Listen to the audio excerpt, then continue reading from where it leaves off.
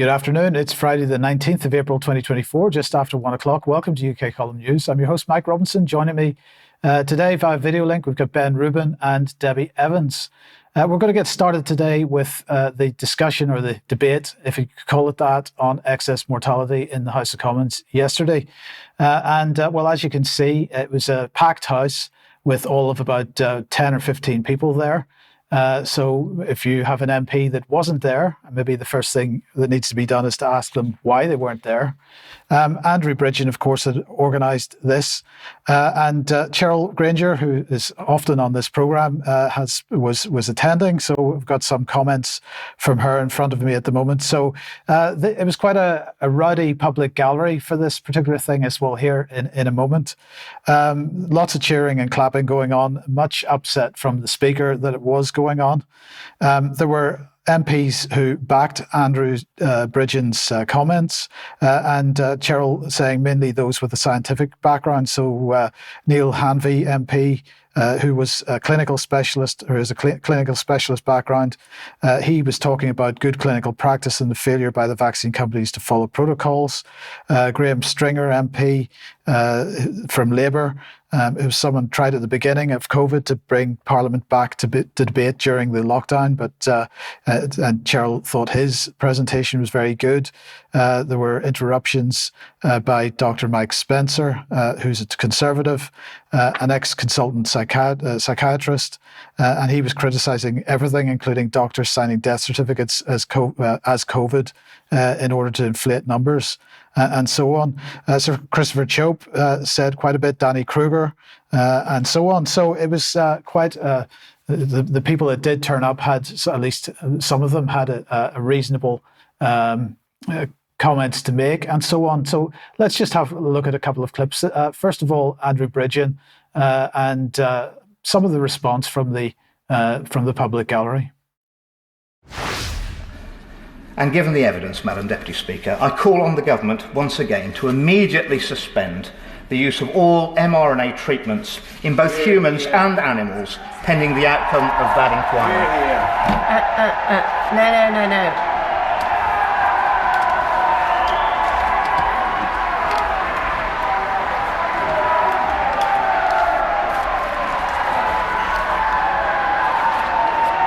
No. We would have to clear the gallery if clapping continues. I would order it if necessary. No. So the gallery was absolutely packed. Debi, how many people do you know? How many people attended? I do indeed. Thanks to Cheryl very much. There were 100 in the gallery. I mean, my goodness, that cheering, it sounded like a general election had been won, but apparently Cheryl said that there was bulletproof glass from floor to ceiling, and they'd already been warned 3 times by palace officials not to cheer, but eventually they warned the gallery that if they cheered one more time, the Speaker would try to shut them down. And that's exactly what was happening. They were trying to shut them down, trying to reduce Andrew Bridgen's speech. But yes, 100 in the gallery, and very vocal. Okay, so let's just have a look at a second clip from Andrew Bridgen. The mRNA goes into them, it makes them create spike, they're attacked by our immune system. That explodes into your blood supply, that's a blood clot. If that goes to the heart, you have a heart attack. If it goes to the brain or the lungs, you have a stroke or a pulmonary embolism. That's the link, Madam Deputy Speaker. I accept to look back to what the other gentleman said. I'm sorry. The Honourable Right Gentleman to resume his seat. This is the final warning. If there is, it is simply not acceptable for there to be clapping in the gallery when particular members speak, and if there is any other repeat of it, I will ask for the gallery to be cleared. I just want to be absolutely clear that that is the position that I will take, because it's not what happens in the chamber and the gallery. So Christopher Chope. Now, Debi, the question on my mind is, who is representing the government? Because we're talking about healthcare and health issues and excess mortality. Surely the Secretary of State for Health was there. I'm afraid she wasn't. I don't know where Victoria Atkins was, but she didn't feel that that debate was important enough for her to attend. And Maria Caulfield was attending, and she was rechurning the same old stuff that she'd rechurned before. Well, let's listen to a little bit of what Maria Caulfield had to say. But excess deaths are not new. They were before COVID, and they are since COVID as well. But it's important to look at the figures, because the Office for National Statistics indicate that the number of excess deaths have been reducing year on year since the high of 2020, when there were 66,740 excess deaths in England. And I can only talk about England because health has obviously devolved, and governments in Scotland, Wales and Northern Ireland will have their own data. But in 2022, that went down to 37,701. And in 2023, there were just 10,206 excess deaths in England. So the ONS is showing that excess deaths have been falling since 2020. Is that the case? Well, of course, it's only the case because they have changed the methodology.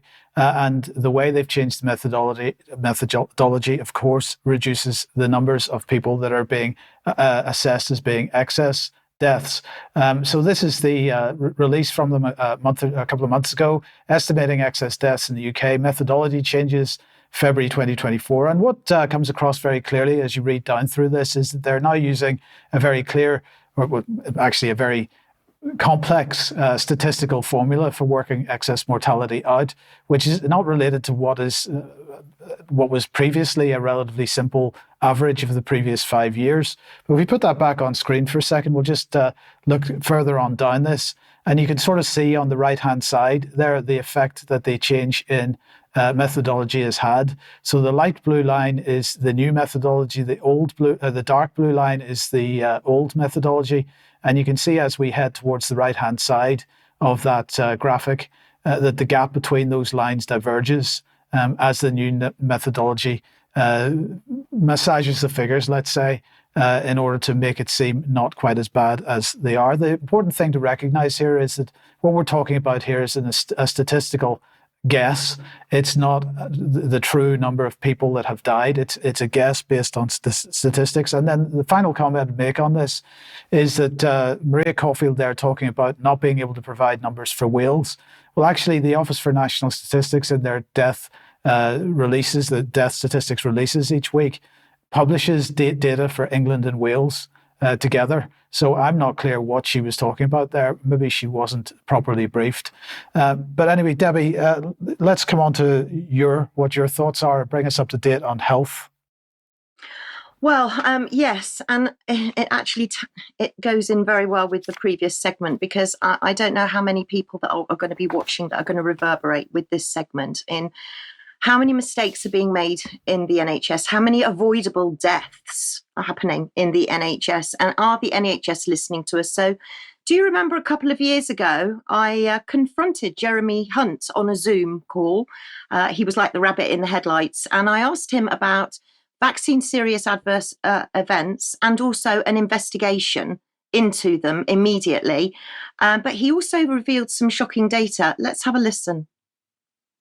The MHRA obviously are in charge of patient safety when it comes to pharmacovigilance, and the PEAG group at the Commission for Human Medicines.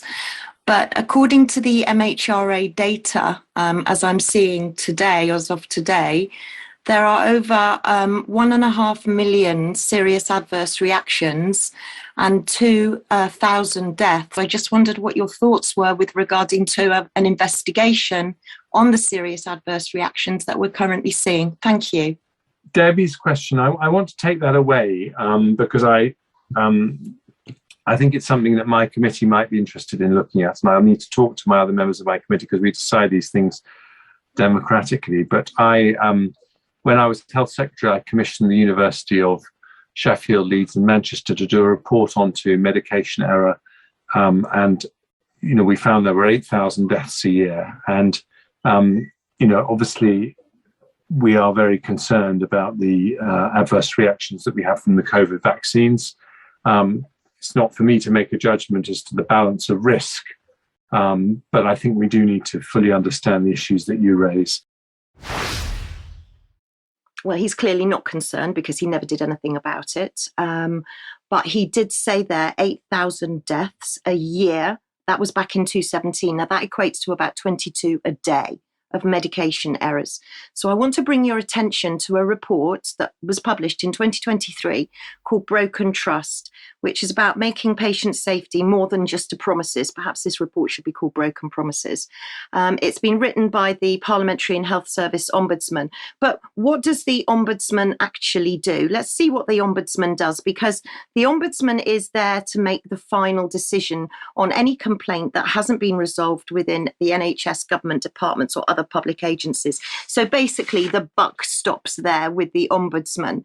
And when you go to look at the foreword in the report, it says this must never happen again.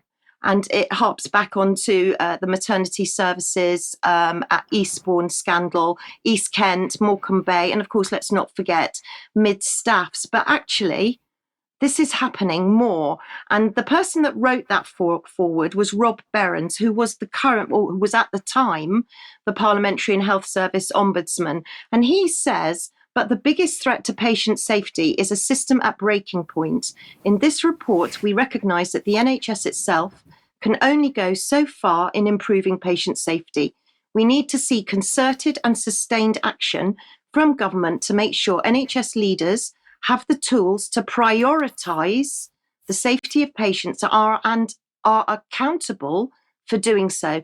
This means getting past politics to put patient safety at the very top of the agenda. Please remember that, patients first. Let's look at what the report found. And I'm going to ask you to freeze the screen and read some of this because there's a lot to go through. But the 4 leading causes, direct causes of harm, are failure to make a right diagnosis, delays in providing treatment, poor handovers between clinicians, and a failure to listen. And on top of that, there's compounded harm, which basically means that when a family has lost a loved one, they get stonewalled on top of having to go through the grief of something that's gone horribly wrong during their stay that's resulted in their death. So they developed the report over 3 years. So bearing in mind this was published in 2023, so this was started in 2020, 400 detailed health complaints they went through, and they found that 22 cases of death were more likely than not avoidable. Now, those 22 cases, they say, are a significant sample of a much bigger problem. And please note that these deaths were taking place in hospital, A&E, ICU, and general medical wards, which are generally full of elderly patients, to be quite honest. So let's look at the recommendations for this report. So they recommend that basically you should train new staff. Well, my question would be, are we looking at quantity over quality, and what kind of staff and who are we training? They want to attract old staff back, and they want to recruit and retain staff. And they also talk about mixing skills, so swapping skills, like pharmacists can now prescribe for certain conditions, etc. So I want to introduce you. Well, actually, before I do introduce you to someone, I want you to harp back to my Zoom with Jeremy Hunt, because I want you to listen to the words that he says, and he talks about candour. And when he talks about the duty of candour, what he means is a general duty to be open and transparent. So everyone to be honest. So let's listen to what he said to me 2 years ago. Somebody who very sadly lost their daughter in a terrible error because sepsis wasn't spotted early enough. And it was the most sad story. But the one ray of sunshine is that the hospital have been totally honest and transparent about what happened, and clearly want to learn from it. And that is something that was possible because we now have a duty of candour. I don't think the duty of candour is implemented universally as well as it needs to be, but it's a big step forward from the sort of cover-ups that used to be very common. So there's that. Cover-ups. candour. So I want to introduce you to Rebecca Hilsenrath.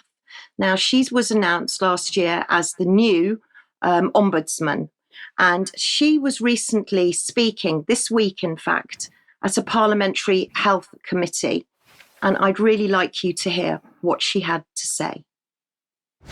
To somebody who's out there listening to this today, a lot of it sounds like we're protecting ourselves. Mistakes are still happening, things are not going the right way, and all we seem to be doing is making excuses. I think the critical difference that will be made to people who are NHS users is an improvement of their communication with the NHS. It is the key thing that we see in our casework over and over again is poor communication. It comes in the Kirkconnell reviews and in other areas of investigation. And it's not just about what happens when things go wrong. That's critical, where we see a lack of transparency. It is also what happens before then, when people are giving views about what's going on with themselves or their loved ones. They're not listened to. One of the cases in our broken trust report was about a man who came to an emergency department multiple times with his mother. Symptoms weren't listened to, symptoms were not taken seriously, and she died of a stroke, which was entirely avoidable had they been listened to and had treatment been administered earlier. And it's all about being listened to, being communicated with, and having that honesty of engagement. We welcome the government's agreement to review the duty of candour, which we have said for some time is not being properly implemented. And we call for that as part of our Broken Trust report, and we look forward to contributing to it. And that, we think, lies at the heart of the trust between users of the NHS and the people that they work with. Clearly, we have not moved forward at all, because we are seeing many, many more incidences of exactly what she was describing. And I'm sure many people watching will be nodding their heads, or they'll know of someone that has experienced similar. But also at that select committee, there was someone else. And I just want to bring you back to the junior doctors. And I hope that there are a lot of junior doctors that are watching UK Column. And if you're not, junior doctors, perhaps you ought to just switch on now, because we've recently been told that you're going to continue to take industrial action. And this industrial action could go on for the next 9 months. So I want to introduce you to, again, the NHS Confederation. Now, we've mentioned the NHS Confederation. Okay. That's unfortunate. So we're going to have to come back to this topic later on, if we possibly can.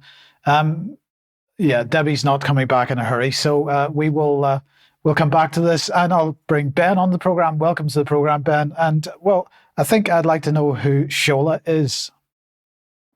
Wouldn't we all like to know who Shola is? So we're referring to this lady, Dr. Shola Mos Shogbamimu. Here we go. Another little click. We can get her name up on the bottom left-hand corner there. There we are. Dr. Shola Mos Shogbamimu, who for brevity I will call Shola, or Dr. Shola, in this piece, because her name is a little bit of a mouthful. She's a Nigerian-British lawyer, campaigner, author and broadcaster. And the question I'm trying to answer today, or we're at least going to dig into it, is Shola working for the Israeli state? Now, first of all, let's allow Shola to introduce herself in this short clip, talking to Good Morning Britain about the royal family from a couple of years ago. At the heart of this, Dr. Shola, do you believe that racism is to play? I mean, this is a question that you feel, actually, you're exhausted of having to defend it, because for you, it's so blatant that yes, the answer is yes, racism is to play. You've taken the words right out of my mouth. It is exhausting when you keep hearing people either deny that racism is at the heart of this. People go, it's criticism, but it's criticism steeped in racism.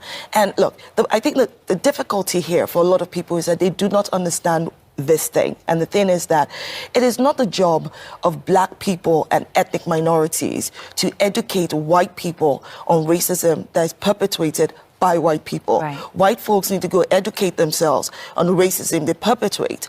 The reason why the racism experienced by Megan feels so personal and it deeply resonates with a lot of people is because it's symptomatic of the culture of racism in the United Kingdom. What examples do you have? You see, that is another problem. When people keep asking what examples, it makes me question. It makes me question, where have you been the last 2 years? Yeah, so you get the idea, right? So it's racism, racism, racism. Everyone's racist. Can you give us some examples? No, we can't give you any examples of racism. It's on you to go and educate yourself. We don't actually have to provide any proof. Classic race grifter. That's what Dr. Shola is. That's what she's been up to. That was a Kafka trap, actually. This is a tool of totalitarian regimes. It's a logical fallacy where an individual is accused of something, and any attempt to deny or defend themselves against the accusation is then considered as evidence of their guilt, right? So that's what Shola was up to in that clip towards the end there. That's this entire ideological paradigm that we've been subjected to in this country and elsewhere over the past few years. Now, she is very critical of Israel. She certainly has been. She's described them as behaving like Nazi Germany recently on Twitter. She's also demanded that the Israeli ambassador, Zippy Hotovli, I love that name, be expelled from the UK. She made that a demand again recently on Twitter, very active on Twitter, all over social media. She's been sharing lots of pro-Palestinian material online. And she's even joking, interestingly, and this is what spurred me to do this little segment. She's been joking about her relationship with the Israeli state, right? So you can see here, this is from her Instagram. She says, "I've just returned from Israel, and you'll be seeing a lot more of me on your TV screens. The Israeli government has offered me, and I've accepted the role as its new and first black UK spokesperson." Dropping to the bottom there, "My reputation precedes me as I bring the requisite skills set of obfuscation, deflection, baiting, and gaslighting that are second to none from a decade of grifting to this challenging role." Obviously, she says this like it's a joke, but actually, I think there's a lot of truth in there. And I'd be very interested to know what her relationship with Israel and their intelligence services is. Now, let's dig into this a little bit further. I want to draw your attention to this organisation who we've spoken about before, the UK youth charity My Life, My Say, which is focused on the radical transformation of British society, indoctrinating young people in these extreme left-wing ideologies, critical race theory, that kind of thing, and ultimately focused on overwhelming the democratic process. They partnered with, amongst other people, and they have a huge number of partners, right? Amongst other people, the US State Department via the US Embassy in London, MI6 via their chairman, Andrew Ruffin. They have a representative of the Rothschild family on the board of My Life, My Say, via this who actually works as part of this organisation, R&Co 4 Generations, which is a philanthropic fund run out of Paris on behalf of the Rothschild family, focused on delivering the Sustainable Development Goals. And My Life, My Say also partners with Tortoise Media, who we've spoken about a lot over the past couple of months on the news, because Tortoise Media is a long-term strategic partner of the Rothschild Foundation, and the Rothschild Foundation's Israeli counterpart is called Yad Hanadiv, and Yad Hanadiv was the institutional vehicle used to found Israel and build its main institutional buildings, including the Israeli Supreme Court. You can see here this image again. We showed this a few weeks ago. You can see Lord Jacob Rothschild, recently deceased, second from the right, looking at an architectural model of the Israeli Supreme Court. And he funded the build of the creation of that building, and also the Knesset. So Rothschild and Tortoise are inextricably linked with each other. And in November 2021, My Life, My Say, which is connected to all of these organisations that we've just described, hosted this event, the Common Futures Forum. Note the language, Common Futures, sounds a bit common purpose, doesn't it? And this was held at the Mayor's office, so Sadiq Khan was in the headline speaker at this event was Dr. Shola, speaking alongside Reverend Al Sharpton. So this was to round off the day. They'd have a full day of speakers. A lot of this very racially charged, very radical leftist rhetoric being put forth. And Dr. Shola was front and centre. She was the blockbuster main attraction, or it was probably Al Sharpton, but she was certainly sitting on stage alongside him, which places her directly at the centre of this network of organisations which are directly linked to, and I would actually suggest almost certainly controlled by the Israeli state. Isn't that interesting, Shola? Now, it still doesn't make sense. Sorry, go on, Mike. You wanted to jump in there? No, you go ahead. So, I mean, it still doesn't quite make sense, though, does it? Right? So, despite all of these connections, she is actually being critical of Israel, isn't she? So how can she be a friend of Israel, given that? Well, the way I see it is that the biggest challenge that we have right now regarding the Middle East, or certainly one of the biggest challenges, is actually having a sensible conversation with the British population about what is happening in the Middle East. Now, 85% of the population in this country are white Europeans, and Shola has been attacking them, us, for the past 5 years, gaslighting us and ultimately psychologically abusing us via TV and social media and using these radical left-wing ideologies. People don't like it. They shouldn't have to put up with it. And her being on the side of the Palestinians makes it a lot more difficult for them to listen to criticism of Israel and to empathise with the Palestinian cause. And ultimately, her behaviour is helping to prolong and perpetuate the genocide against the Palestinian people, whether she realises it or not. Yeah. Okay, Ben, thank you. Debi is back with us. So, Debi, we'd got to the NHS Confederation. Oh, maybe they didn't want me to give my message to the junior doctors, because this is what this is for, my friends and colleagues, junior doctors. I hope you're watching. So, yes, so we're going back to the Health and Select Committee. So also there, present, was Matthew Taylor. Now, Matthew Taylor is the CEO of the NHS Confederation. Now, just to remind you, the NHS Confederation is the membership organisation that brings together, supports and speaks for the whole healthcare system in England, Wales and Northern Ireland. Now, I'm sure we all remember junior doctors are still on industrial action. They're going to carry on, and they're going to carry on striking for the next 9 months, at least. Now, Matthew Taylor was at the Select Committee, the very same one as the Ombudsman. And I'm going to say, are junior doctors, the turkeys at Christmas, are junior doctors being blamed for excess deaths? Are junior doctors being blamed for bed blocking? And are junior doctors actually being set up to fail? And who comes first with regards to risk? Patients or compliance? And in this next little clip of Matthew Taylor speaking at the Select Committee this week, he makes some shocking revelations. Have a listen. We need to be open to the public about risk. The avoidance of risk does not always improve the overall outcome for patients.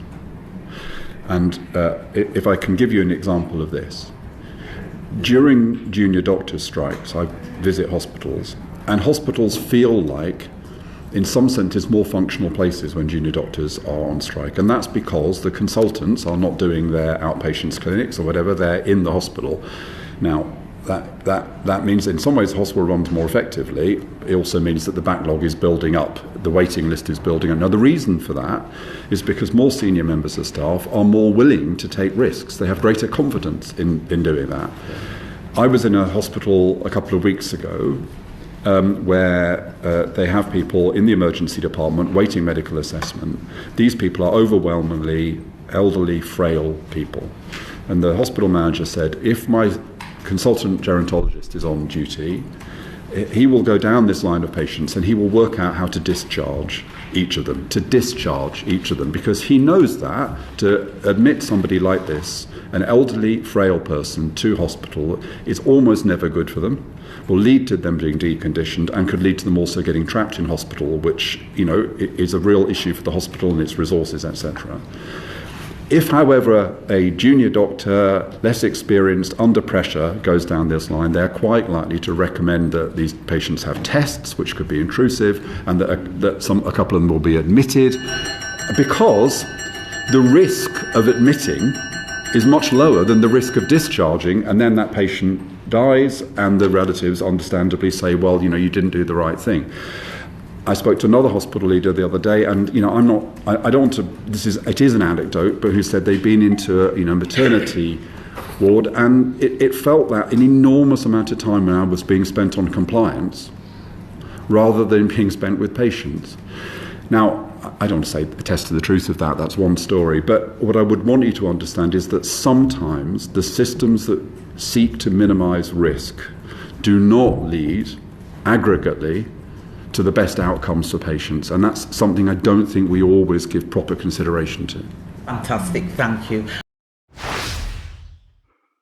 More time on compliance than patients, and my question to junior doctors is, with the metaverse, robots, virtual care, do we need junior doctors? Will we need them in the future? Does you'd like to support us, please head over to support.ukcolumn.org. If we can get that on screen. And all the options are there for you to help us out if you possibly can. We do need your support because we can only do this with it. So thank you very much to everybody that has joined as a member or made a donation.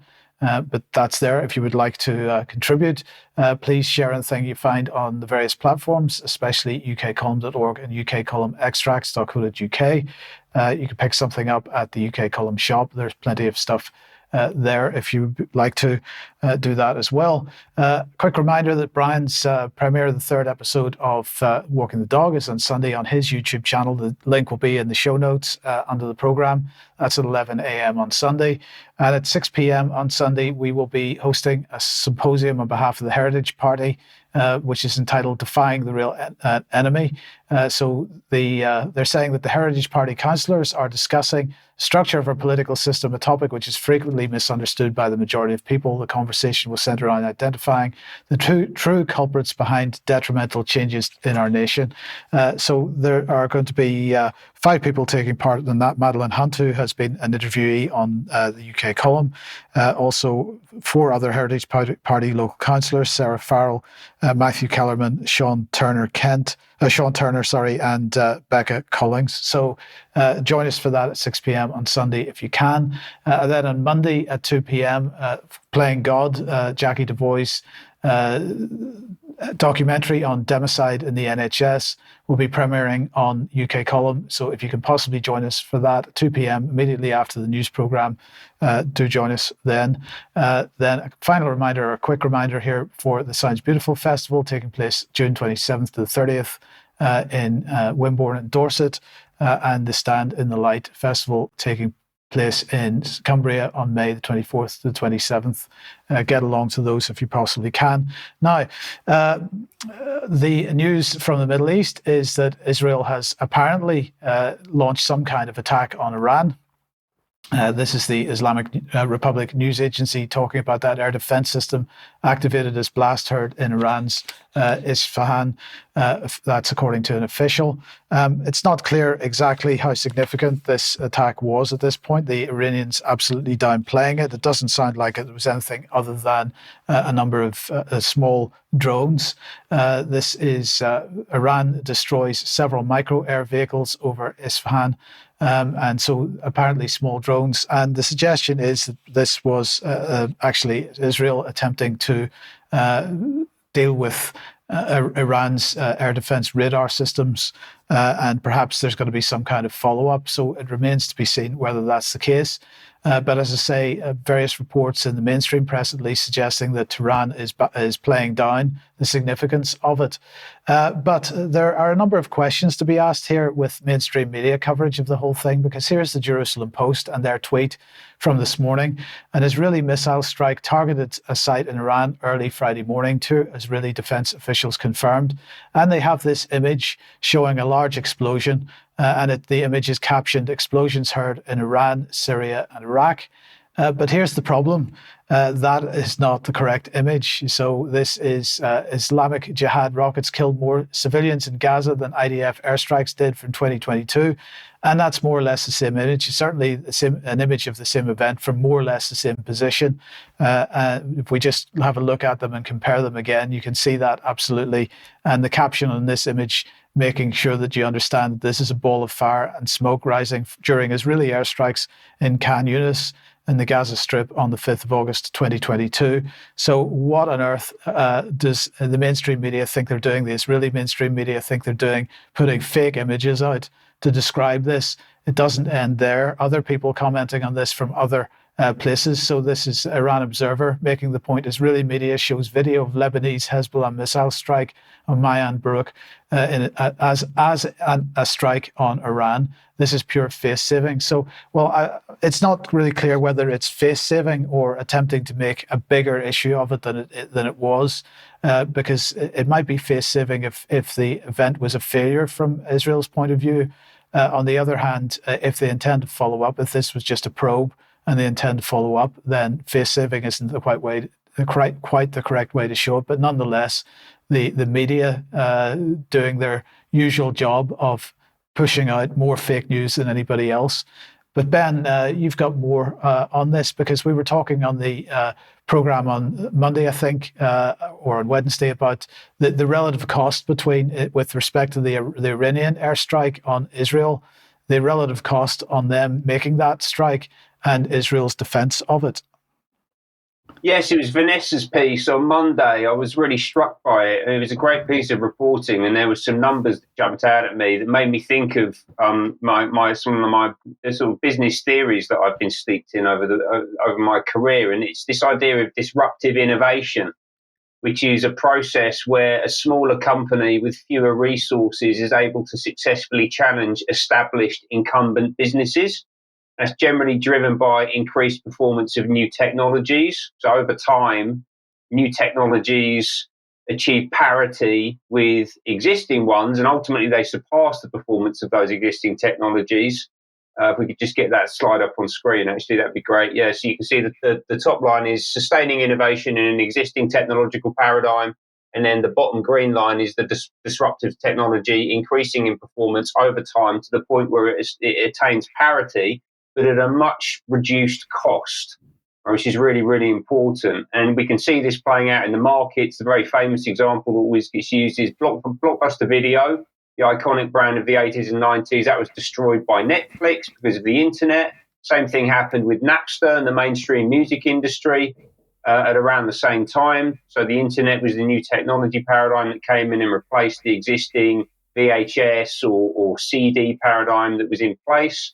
And I think that we're actually watching in real time the same thing happening now between Israel and Iran. So the two data points that really jumped out at me were this one, that Israel spent $1.35 billion overnight defending itself from an attack that, according to this gentleman, Professor Syed Mohammed Marandi, being interviewed on Sky News on the same report, cost Iran between $30 and $60 million to carry out, right? So Israel has spent 1.3 billion against 30 to 60 million, right? So for 3 to 5% of the cost, Iran has essentially reached parity with Israel in this attack. And that, to me, means without question that Israel and ultimately the US and the UK military-industrial complex has already lost this fight. That's not a war that can be won. And Ben, as we were discussing before the beginning of the program, of course, we see the same thing in Ukraine. In fact, we see the same thing with the scale of defense budgets in the United States, the United Kingdom, and Europe by comparison with defense budgets in Russia and China, for example. And yet they absolutely have parity with respect to capability, if not more capability. I mean, I think we could argue that they have more capability in some areas for a much less cost. And so this isn't just about Israel and Iran. No, it's the entire Western military-industrial complex and all of the fat ultimately that exists within it. Because a lot of those contracts, it's just funds going to vested interests, and ultimately that's going to be the downfall of the entire thing. Yes, thanks, Ben. Okay, now something else. Vanessa has been talking about over the last couple of months has been Unit 8200. We've talked about it as well over the years, but she was focusing on the relationship with the tech industry. And so, let's just bring their logo on screen. Here it is. Now, of course, 8200, what do we say about it? It is a signals intelligence agency. So it's equivalent, it's Israel's equivalent to the NSA in the United States or GCHQ in the UK. But it's not just a signals intelligence agency, it's also a cyber warfare agency because, for example, it released the Stuxnet virus, which disabled nuclear centrifuges in Iran. Operation Orchard they ran, where they jammed Syrian radar systems which were related to Syrian air defenses.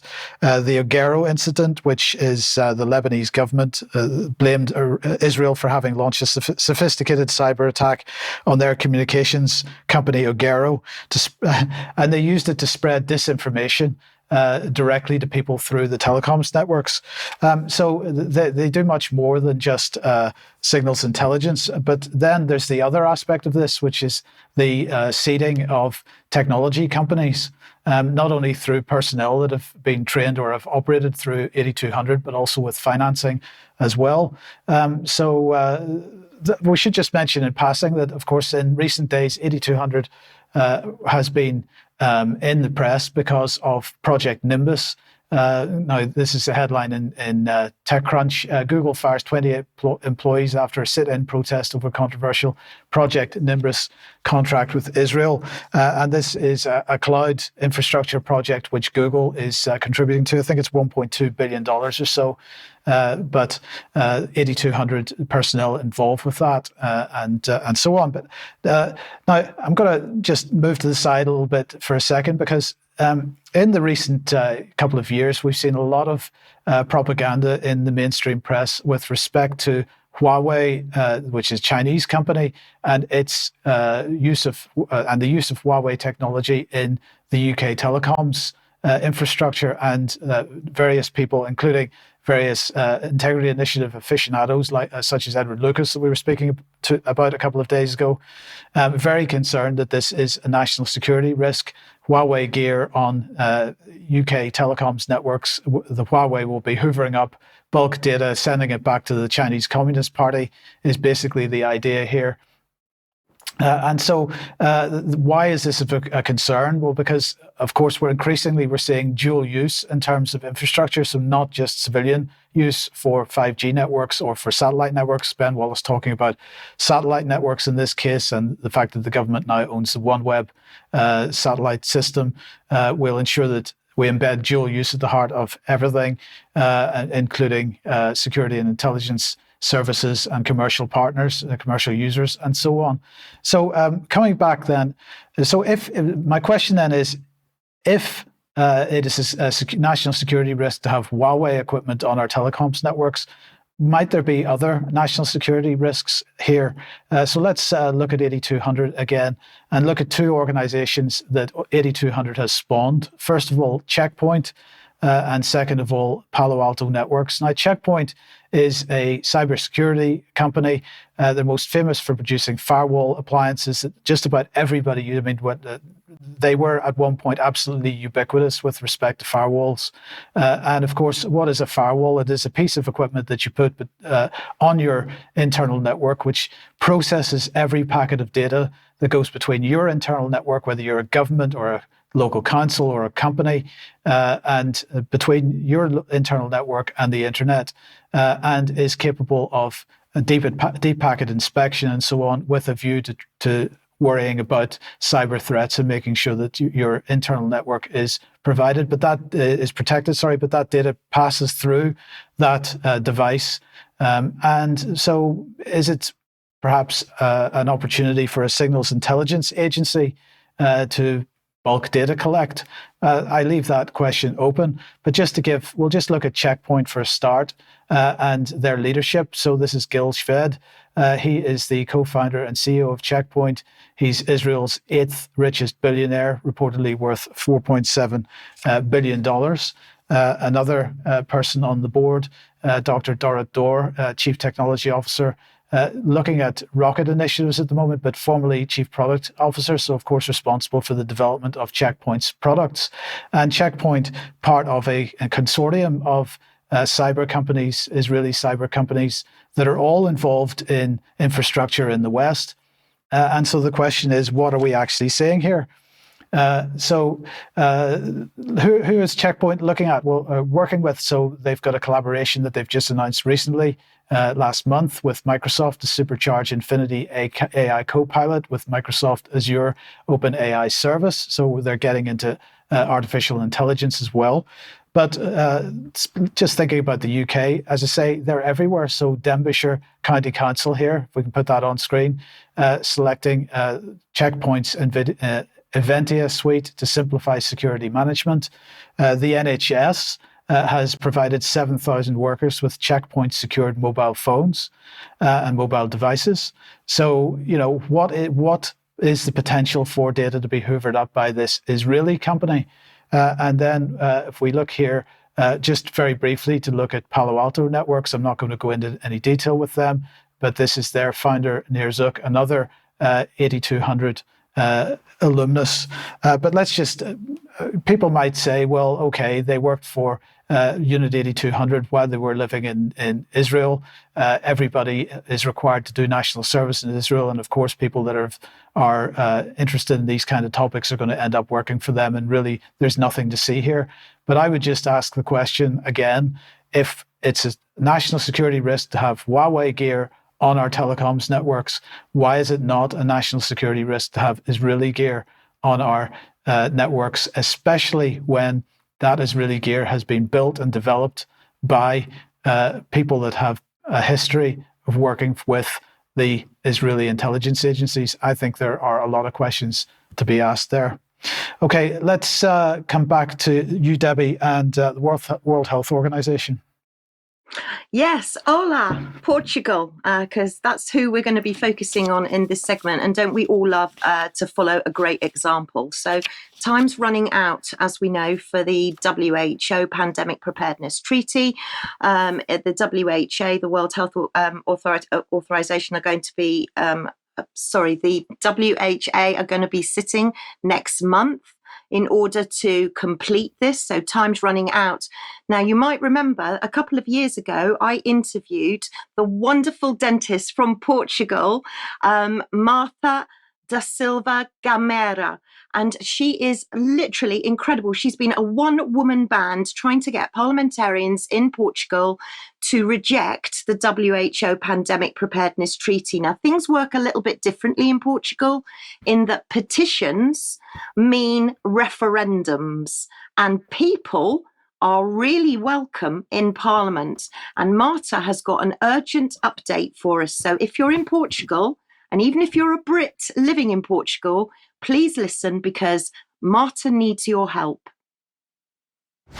Thank you, Debbie, and thank you for UK Column to listen to me. So after we went to the Parliament, and the report of that meeting takes too long because several questions. So all this process delay a little bit. And then our government fall, and we took about 4 months to have elections again. Because of that, only now, this is the first petition that will be discussed in Parliament with this government, with this Parliament. Only now, this will be discussed by all parties in Portugal. So, in the last year, I'm trying to talk about this with several MPs. I am very annoying. I'm always insisting. And in the last week, I talked with the third party in Portugal, the most conservative party, the Chega party. And yesterday, they finally take a public position about that. They are against pandemic treaty, then they'll vote against all forms of the pandemic treaty. And yesterday too, I talked officially with an MP from the actual government, from the Commission on Health. Unfortunately, this MP in particular, he was one of the persons that most promotes the measures of the pandemic. He agree with all of it. He's a doctor. You agree with all, and he is very aligned with how this is happening. He said, "Don't worry, this treaty has several issues. This could not be approved like this. Don't worry. Let's see the Portugal respond to European Union, not respond to WHO." So all the talk led me very, very even more concerned about this. So my hope is that the pressure from the people, the pressure from the Conservative Party, the Chega Party, will be at least enough to put all the MPs for several parties at least reading the articles and read and understand all the problems that a treaty like this can get. Marta, thank you so much for that. Can I just ask you, what is your message now to people watching? What is your message to people in Portugal and all around the world? All these are small steps, and I hope we achieve a great thing. So next step is to full the parliament in the next April 23rd, 3 p.m. Lisbon time and UK time, is to full the parliament with civilian people. We have to put pressure on the MPs so that understand this is a subject that there is a problem. This is a concern for the civilian people. This is problematic. We are worried about that. We have to put all the MPs reading the text and discuss this. So the next goal is to full the parliament with civilian people. So I ask to all Portuguese people, and I know that there is a lot of British people in Portugal. You can come too. You can. The parliament is open to everybody. So I ask to all who is concerned with this, please come to the parliament 3 p.m. It's better to arrive a little bit earlier. 3 p.m. Parliament in Lisbon. Please. We want to make a great, grand, big group to go to the parliament and assist this plenary, this session, and tell the MPs, you are our representatives. You have to read this. You have to stop this. That is my ask. That's all I ask for the Portuguese people and the British people who live in Portugal. I know that it's a lot of people here. World Health Assembly in May. Are you near to Lisbon on the 23rd at 3:00? If you are, please fill up Parliament. Millions of people, please. Debi, thank you very much for that. Now, Ben, let's move on. And, we've got another name for people, Mete Choban. Yeah, Mete Choban. And we're going to go back to My Life, My Say, the UK youth charity that we were talking about earlier on. Mete Choban is the chief executive and the founder of My Life, My Say, that organisation that sits in the midst of the intelligence agencies and the Rothschilds. And he has been very active and excited this week because of a new campaign that they've launched to get young people out to vote.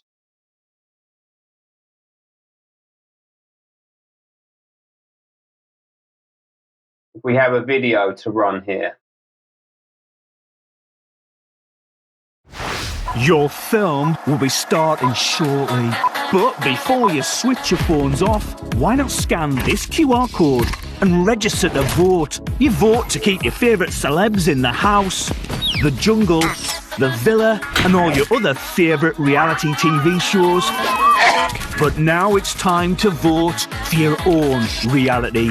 Registration closes 16th of April. You already vote, so vote. So that is the purpose of My Life, My Say, to get young people involved in the political process. It's why Coban got his MBE, actually. That ad campaign was produced by Ogilvy. It's one of the oldest, most established ad networks in the world. It's being shown in cinemas. So there's a huge amount of money that's gone in to back this campaign. It's been pushed by the BBC. So they sent a team down to record this little talk by Sharon Gafka in a school in London during the week. The Lovies are all behind it. You can see the campaign for the arts here, talking about all of these famous actors who are behind the campaign. Of course they are. And it was really successful. So they had over 150,000 people registered to vote on New Voter Registration Day, which is what the campaign was focused around. And crucially, there were 113,000 under 25 and the 25 to 34-year-old segments that MLMS are focused on. So that's their core focus. They want young people getting involved in the political process.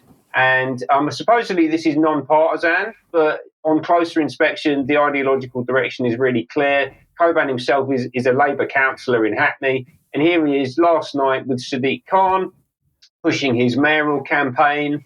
So he's obviously very much in the left-wing Labour camp of British politics. And as we also know about Sadiq Khan, he is president of C40 Cities. And let's have a little look at what C40 Cities are promoting right this moment. If you think green jobs start and end with installing solar panels, think again. Green jobs are preserving and caring for natural habitats, maintaining EV parks and charging stations, keeping our communities clean and safe from harmful waste, installing green walls to help clean the air we breathe, developing efficient and cost-saving renewable technologies, designing compact, walkable neighbourhoods. Green jobs of all kinds are essential to our transition to a more secure, sustainable and just economy. Green jobs foster healthier, thriving cities and help to reduce poverty and enhance social inclusion by providing stable and decent employment opportunities.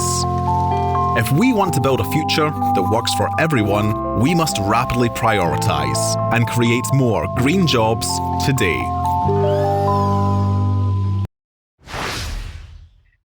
The green transition. It all sounds so fantastic, didn't it? Did you catch the 15-minute cities reference? We want compact, walkable neighbourhoods, apparently, because we're not going to be allowed to go anywhere else. Well, that was a cartoon, right? But obviously that manifests in the real world, and it's manifesting in the real world right now, and Betty Choban is right at the forefront of it. So here he is earlier on this year. This is taken from the website of a company called Zest, and Zest is installing electric vehicle charging units in Hackney. Coban made a statement saying, amongst other things, that the switch to EVs will help tackle pollution and create a greener, healthier Hackney. We're really happy to be working in partnership with Zest, who are funding, installing and operating the new chargers. All right, and then there's a statement here from the CEO of Zest, Rubin, saying that we're delighted to be working in long-term partnership with Hackney. The scale of this project shows what bold thinking and public-private partnership can achieve. So this is essentially a fascist system. Public-private partnership is fascist. The social equity built into the project means that people right across the borough will get access to EV infrastructure. They're big on equity. They love this neo-Marxist terminology. And it then says, as a certified B Corp, we are committed to projects that deliver benefits for everyone. So as a B Corp as well, and as we found out a couple of weeks ago when I covered B Corps, they are essentially there to help implement the Sustainable Development Goals. They're inextricably linked, and all of this is being funded by the state. So that what I've just gone through there is paid for by the Levi scheme, the Local Electric Vehicle Infrastructure Funding Scheme, which has got £400 million worth of taxpayer money being diverted into places like Hackney, overseen by people like Betty Choban, who is working directly with Sadiq Khan, C40 Cities, the US intelligence agencies, the Rothschild families, to completely transform British society and overwhelm our democratic process. And that's what we're going to see a lot more of this year. Yes, indeed. Well, we'll be reporting a lot more on this this year, I've no doubt. Thank you, Ben. Okay, well, look, we are out of time, so we're going to have to leave it there for today. I'm going to say thank you very much to Ben and Debbie for joining me today. Thank you all for watching. We'll be back in a couple of minutes with some extra. If you're a UK Column member. If you're not a UK Column member, please consider joining us, and then you can join us for the extra programs as well. Don't forget the symposium on Sunday and Walking the Dog with Brian on Sunday morning on his YouTube channel. And we'll see you on the news on Monday. Thanks for joining us. Have a good weekend. Bye-bye.